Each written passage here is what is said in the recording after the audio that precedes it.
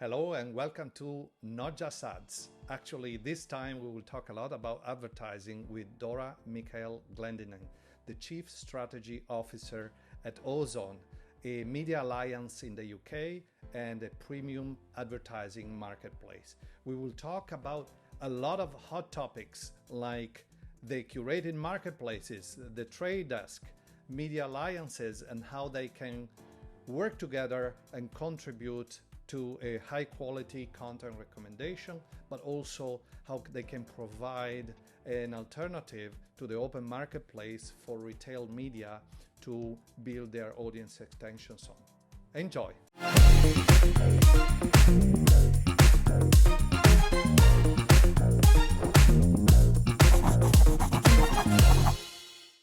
Hi Dora, thank you for joining us.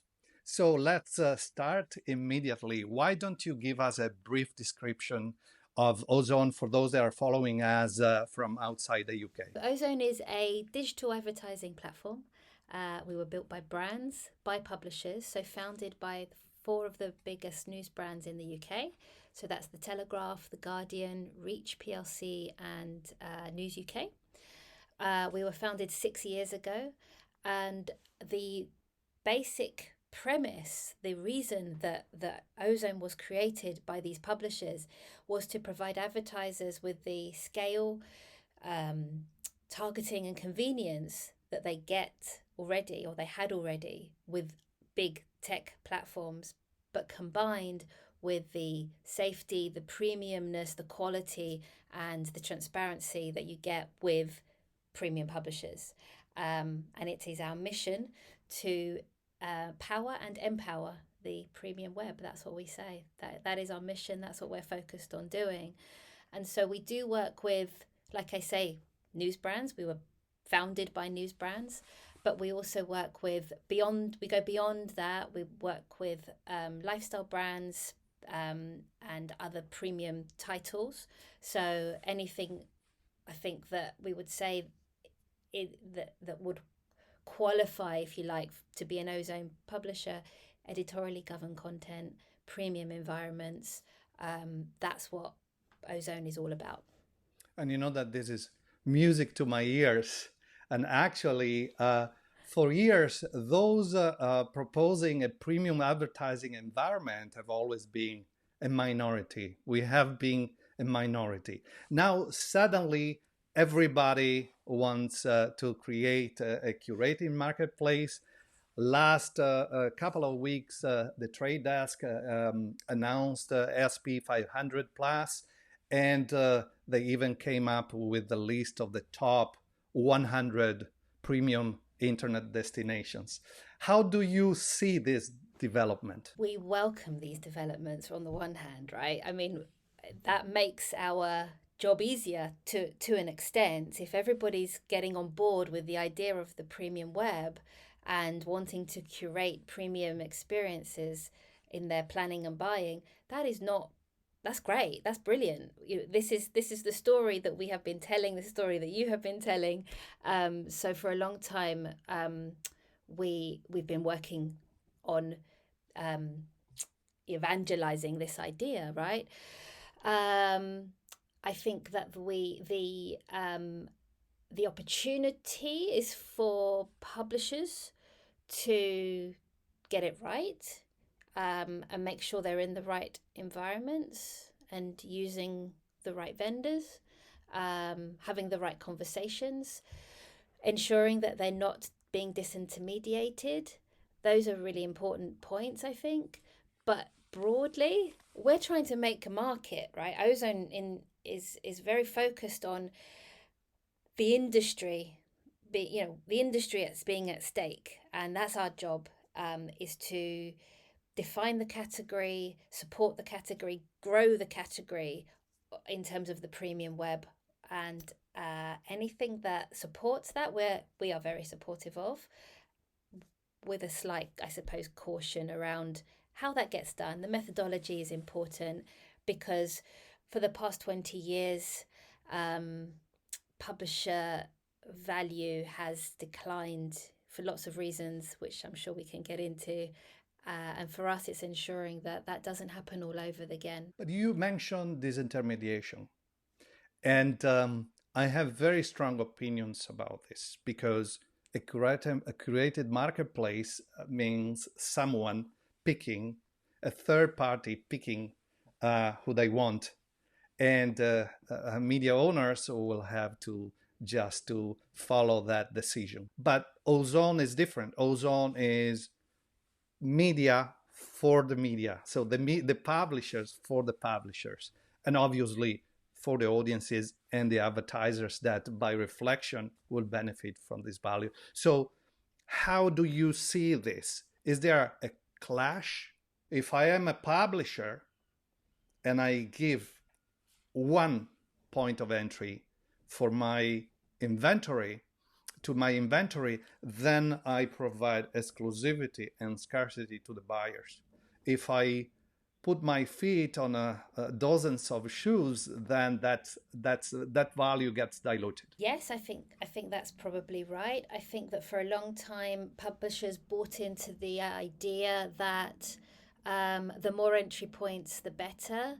And perhaps for a while, when print began the decline in sort of circulation and revenue, it was the idea sounded good that they could replace some of that lost revenue with programmatic advertising and a number of via a number of different vendors and a number of different sources. I think ultimately the negative byproduct of that was the loss of control, the loss of data, the loss of control of the data and how that data was used. And I think that's, the point you're making about a single point of entry. It's something very much that when we talk about empowering the premium web, we're building the technology for publishers to use as they see fit. Every publisher is very different. We've got very diverse publishers from the perspective of their own individual strategies, and I think that's a really important point to make, which is we're not trying to unify, and that wouldn't make any sense, trying to unify publisher strategies across the board. What we believe in is that publishers should have sovereignty in terms of the decisions that they make, the technology that they use, what happens to their data, what happens to their users' privacy, and how their inventories and audiences are sold in the marketplace.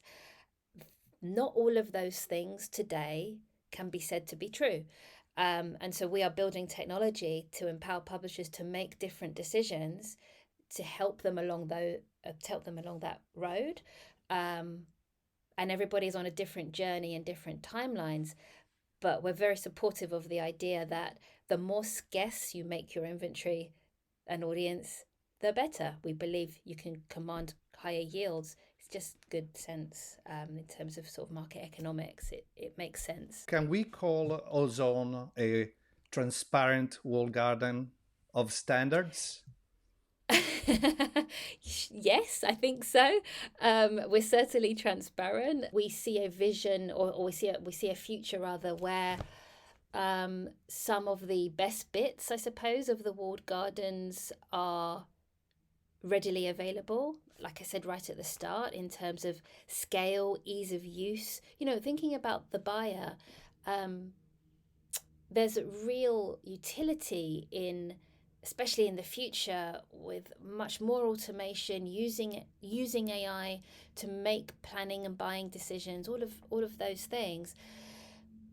There's benefit in having a place through which you can access premium publishers safely, transparently, and at scale. So yes, those are good words, I suppose, to describe Ozone. And talking about reach, how much reach is enough reach? Because, that has been an excuse that ad tech companies have always used against, or actually to lure publishers. Oh, you don't have enough reach, so come to us. So we create reach and you can benefit from it. A media alliance like Ozone has got what type of reach within the country? Within the UK, I don't have the exact number, but it's about 40 million, which is on par with the likes of Google and Meta in the UK. So once you combine all of our supply side, the scale is enough. But like we've said for a long time, it's table stakes, right? Sure, it's important. Scale is important, but it depends what you're trying to achieve as a buyer. And there are things that publishers can do. I'm an absolute advocate of publishers, and publishers have the great benefit of putting a premium publisher on your plan in terms of engagement, attention, outcomes, all of those things. There are so many studies that prove all of those things. But the combined power of all of that, combining all of those audiences in that premium environment with premium service and making it easy to access that audience, that's where it becomes really interesting. So scale, yes, but combined with all those other things I talked about. Absolutely. And that takes us nicely to another hot topic, which is identity. I attended one of your events not long ago. I've seen a great presentation about publisher IDs compared to unique identifiers, to the main unique identifiers in the market. Yes. Can you briefly summarize that test, please? What Ozone has created is essentially an experimentation framework, which gives publishers the ability to, or it will give publishers the ability to do some of these testings or experiments themselves. And so what we wanted to do in the context of the deprecation of the third-party cookie, whenever it may come, is to first understand, we wanted to understand a few things. What will happen to publishers where with no intervention, what will happen to the monetization of their supply in the open marketplace, and what happens with intervention, with some of the work that Ozone can support them with. What is the opportunity that the ID resolution providers offer, and does it actually support the publisher or not? Is it the publisher who actually benefits from ID resolution using some of these independent businesses? How should publishers recognize or understand the value of their first party assets? Because there are plenty of vendors who benefit greatly from those first party signals, and publishers don't often see that value back. That value is extracted but not necessarily returned back most of the time. And how should publishers be thinking about that in the future? This whole premise ultimately. And so a few of the things we learned from some of those experimentations was that without intervention and with no third-party cookies, publisher RCPM is likely to drop by about 50%. We did A/B testing on 0.1% of bids to help us understand that. Once we overlaid our product Smart Bid Stream, which supports publishers in the open market to improve their yield, we saw, again, with no third-party cookies, we saw at a minimum the maintenance of our publisher CPM, and at best an increase of over 10%, just over 10%. So that was done to sort of provide publishers with reassurance, really, in terms of what is coming, and if they're using Smart Bid Stream, they should feel confident that they will not see a decline in revenue, but they can actually expect to see an increase. And so that was sort of one of the first experiments that we did, and a really important one to provide publishers with reassurance. We then also started to look at how ad vendors responded to different ID vendors, and how publishers should start to think about that in the future. The conclusion that we made and that we shared with our publishers is that we believe it is better, and the data suggests it is better, for publishers to, rather than rely on the independent vendors to do the ID resolution, it is our suggestion, or we posit that it is better for publishers to do the resolution of those ID themselves. If you like, to create a publisher graph to support that and to protect their data, rather than sending all of those signals. Often we talk about first-party data, and I think most people, you tell me, when you think about first-party data, what comes to mind? Well, the protection of assets, value, exclusivity. But I'm not necessarily your average respondent. That's true. That is true. You are very passionate about these things. Yes. So usually, I think when people think about first-party data, they might think about registration data, subscription data, an email address. Yes, of course. And of course, those are important signals, but often those aren't the signals that are out in the open market. Other signals are, and these other signals are used by vendors to build big ID graphs that, again, publishers contribute to, but very rarely see real benefit from. And so the point that I think, from our perspective, that these experiments showed, that you saw us present a few weeks ago, was that there is benefit in protecting some of that data, protecting some of those IDs, shared ID, MAIDs, device IDs, all of those sorts of things. They needn't be shared out in the open marketplace, that there are ways in which that data can be protected, and publishers can still see revenue back. It is not necessary to have that data extracted in order to maintain revenue. And I think that is the premise that these experiments helped us to conclude, ultimately saying these assets can be protected. You can do the right thing from a privacy perspective. You can do the right thing by your own business, by protecting your best assets, and you don't have to sacrifice data. You don't have to sacrifice revenue in order to make those decisions. That sounds a huge work to do. Thinking of how many partners do you have at Ozone? About 40. 40. So it's almost like herding cats, I imagine. And that sometimes.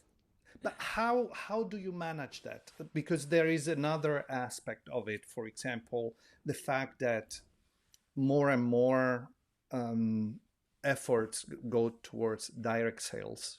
But obviously you are dealing with different publishers with different setups, different resources, different sizes.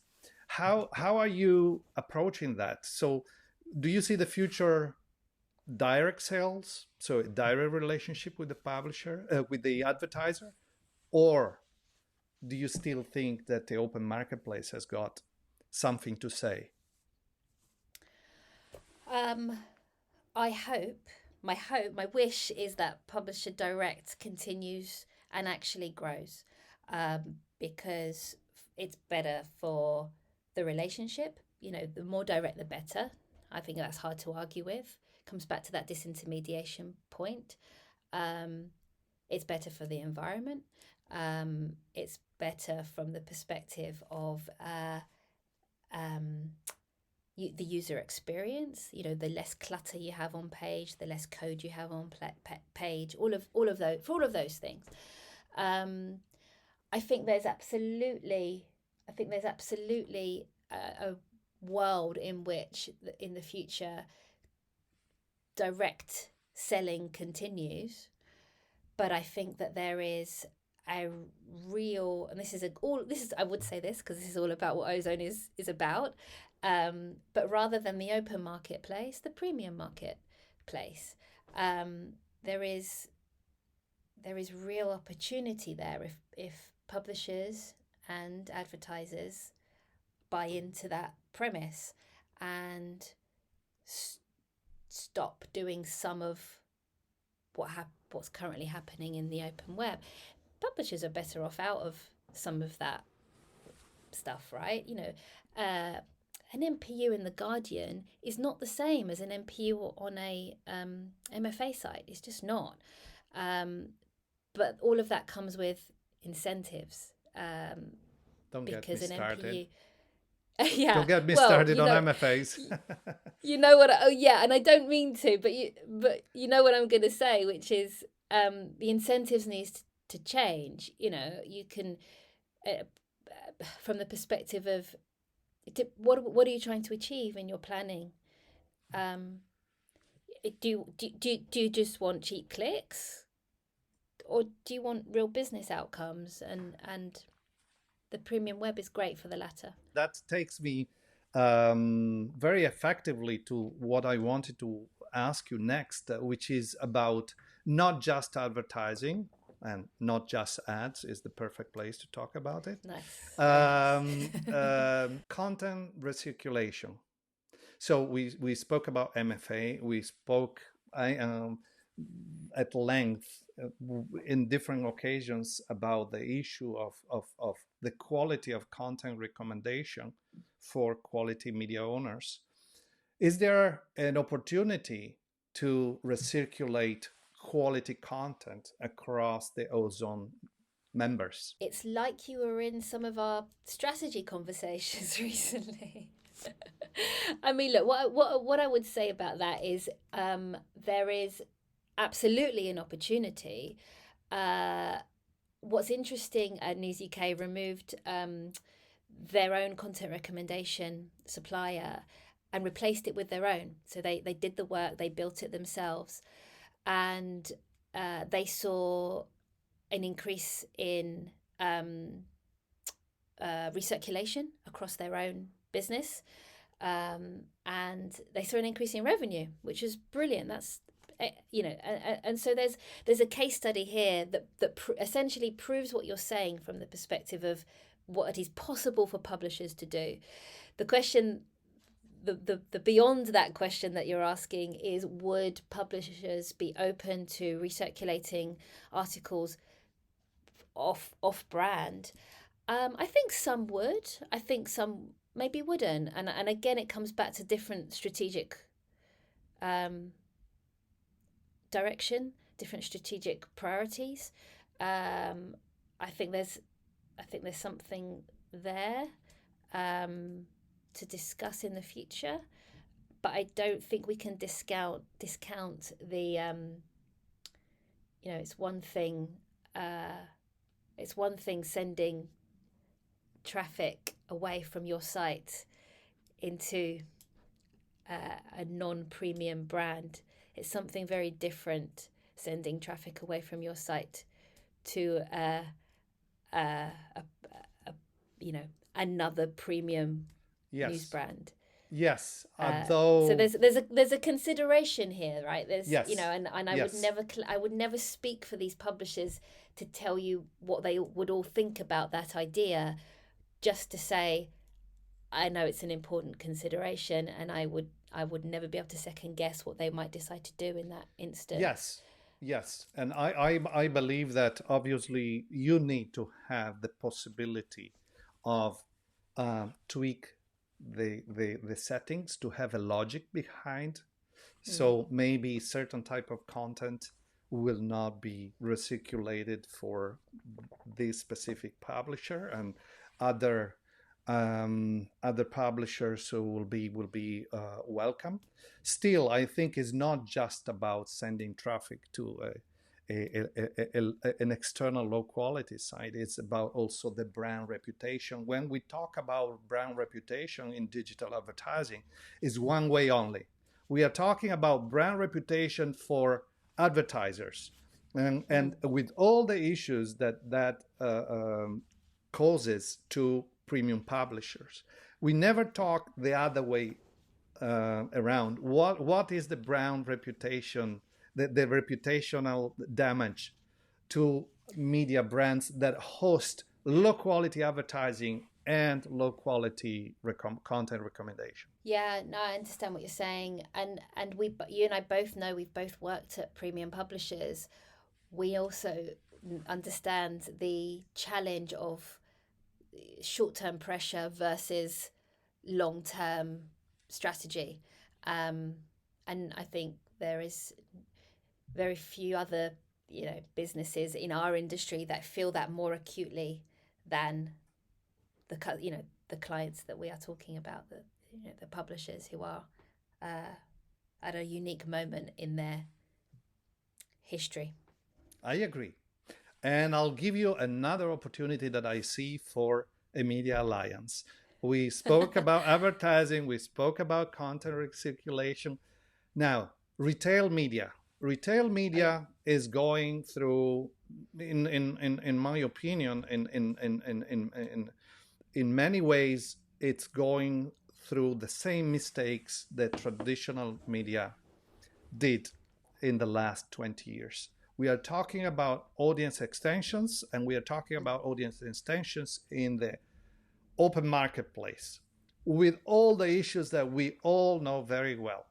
So what an opportunity would be for a media alliance to provide audience extensions to retailers so that they can use their data and reach quality audiences in a quality environment. Yeah, I think there's a huge opportunity here, and we can see some of that where some of the retailers are working with, for example, I believe with both ITV and with Channel 4, and they're doing the same. They're doing exactly what you've described, but they're doing that using email addresses as the match. There's a question here about whether that is required.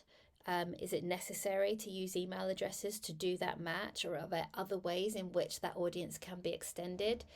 If it's happening across the open marketplace, email addresses are not being used, so there's definitely well, that's true. So yes, there's definitely an opportunity. I think it's a really smart play. I think that comes back to what you said, right, about brand reputation, and what environment and what audience and in what mindset you want that audience to be when you are serving them advertising. And I can already imagine certain publishers saying, oh, we don't have emails, or we don't have, and it goes back to one of my pet obsessions, that it's all about strategy. Assets don't grow on trees.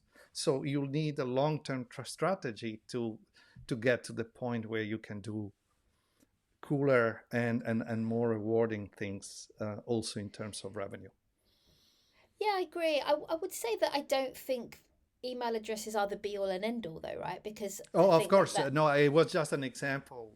I think we're violently agreeing with each other, or maybe not violently, nicely agreeing. Nicely, we are nice people, and this has been a really nice conversation. So I would, for the grand finale, I would like to hear from you. What are the next steps for you as Ozone, and what do you see the industry in the next 6 months to a year?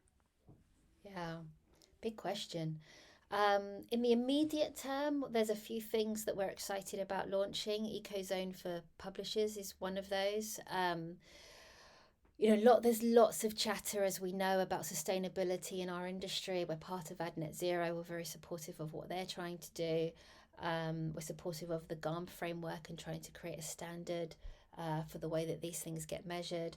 What we've been focused on is producing a holistic view of carbon for publishers, generated via their header bidding setups where they are activated through Ozone. So we can measure things like, or we can provide them with things like total kilograms of carbon generated, carbon by ad partner.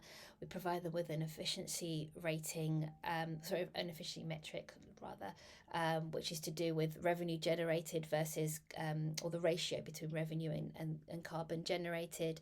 And all of this comes from actual data, which I think is really important. We pull that from... You call it ECOzone. ECOzone, yeah. That's like it? Brilliant marketing. I won't claim it. That is our brilliant marketing head. Our CMO Brian is brilliant, and so that's one thing we're super excited about. We're obviously looking at all sorts of other things. I don't want to say AI, but when we talk about the future, you have to, using specifically generative AI, and looking at what kind of reporting we can provide for both our advertisers as well as our publishers, as well as continuing our work not only in the UK but also in the US. We have a really exciting bunch of publishers who already work with us in the US, and I think there's something interesting in how we can support publishers in the US in the way that we have done in the UK. Publishers talk, right? Publishers talk globally, and so that's an interesting road to follow. That's great. So I will take note, and we'll talk again in 6 months to a year, and we'll see how these predictions or how these objectives also have been reached or have been changed along the way. Thank you very much, Dora. Great idea. Thank you so much for having me. Talk to you soon.